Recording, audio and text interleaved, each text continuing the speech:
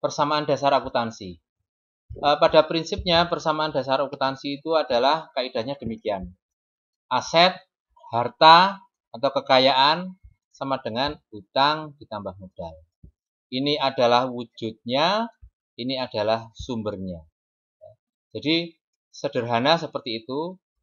Jadi kalau wujudnya itu uang, sumbernya dari mana? Dari hutang atau modal. Hanya dengan seperti itu ya. Tapi jangan khawatir, kita tidak akan berlama-lama di sini. Saya yakin teman-teman akan paham dengan sendirinya dengan nanti melakukan. Dengan berjalannya waktu, learning by doing yakin bisa ya. Kita lanjutkan ya. Persamaan dasar akuntansi berikutnya dengan prinsip aset sama dengan hutang dan modal ditambah modal, maka kita akan tunduk kepada kaidah debit kredit ya. Demikian teman-teman.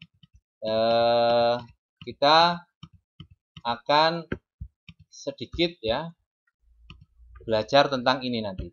Di dalam penjurnalan itu kita harus tunduk kepada kaidah double entry ini atau pembukuan berpasangan ini.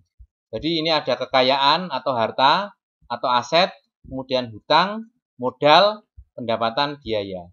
Jadi aset sama dengan hutang ditambah modal.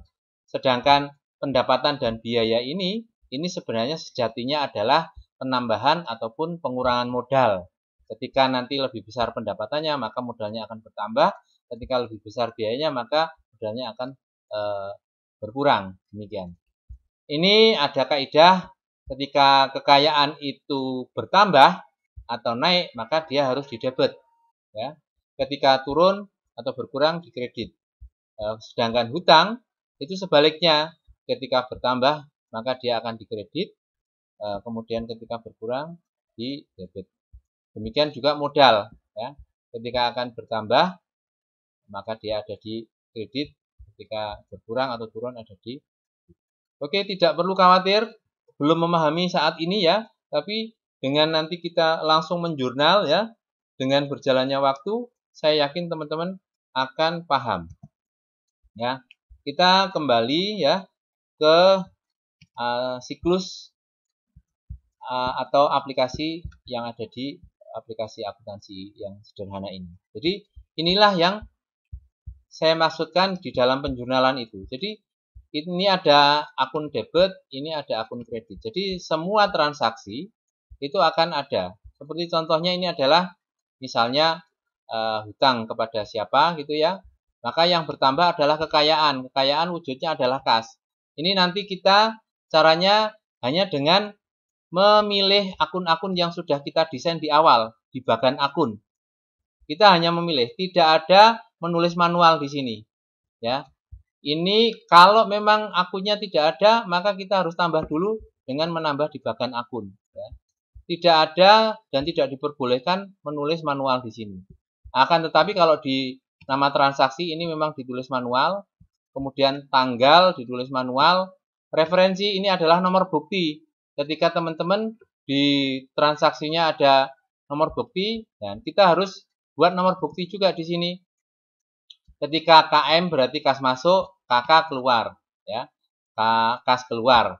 Ini adalah untuk identifikasi. Jadi yang kita tuliskan di sini, yang kita entry di sini, di bukti transaksinya ada penomorannya.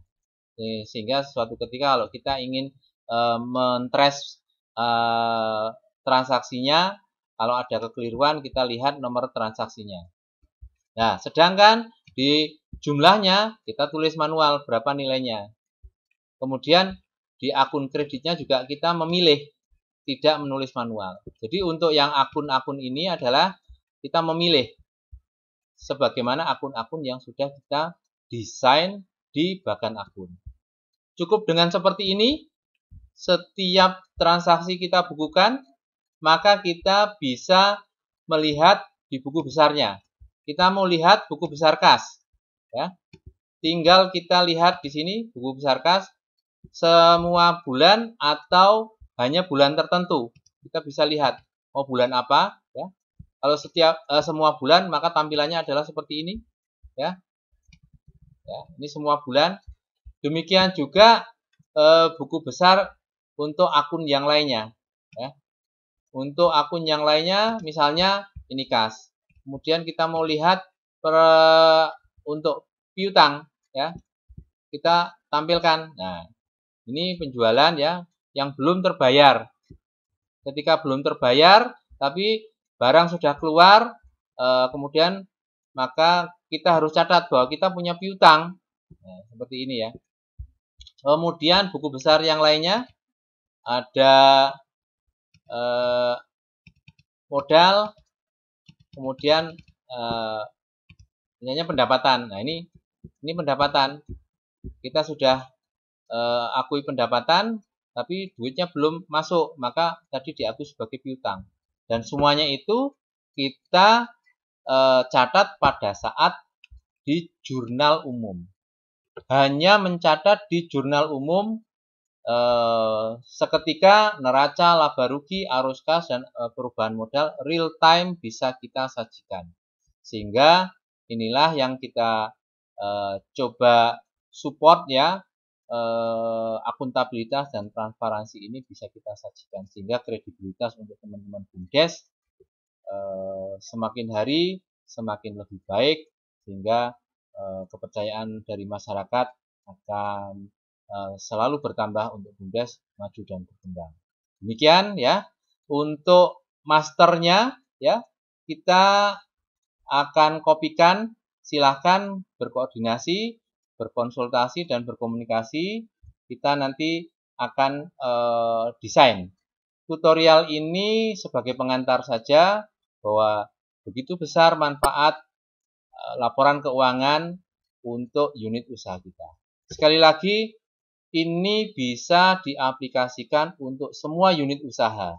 Jadi ketika kita punya unit usaha 3, maka aplikasi ini adalah nanti ada unit usaha CPPD, kita punya aplikasi ini. Unit usaha persewaan alat bangunan, kita desain lagi. Kemudian unit usaha pasar misalnya, kita desain lagi. Sehingga kinerja masing-masing unit itu bisa kita lihat. Neracanya unit pasar akan berbeda dengan neracanya unit cadangan pangan. Akan berbeda dengan neracanya persewaan alat. Kemudian dengan unit usaha yang lainnya. Nah, nanti kalau kita sudah cukup punya dana, kita bisa membeli aplikasi yang lebih komprehensif.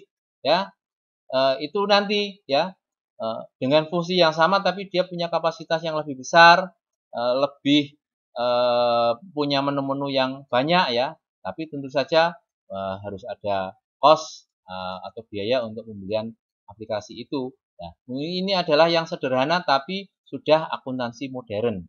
Saya kira itu teman-teman ya. Silakan, ini masternya sudah saya sediakan. Mari kita tingkatkan transparansi dan akuntabilitas untuk menuju BUMDes yang lebih baik, lebih terpercaya, sehingga tawaran-tawaran kemitraan dari pihak luar dengan kita sajikan laporan yang akuntabel dan transparan, maka pihak luar akan mudah percaya dengan kinerja keuangan unit usaha kita. Terima kasih. Wassalamualaikum warahmatullahi wabarakatuh.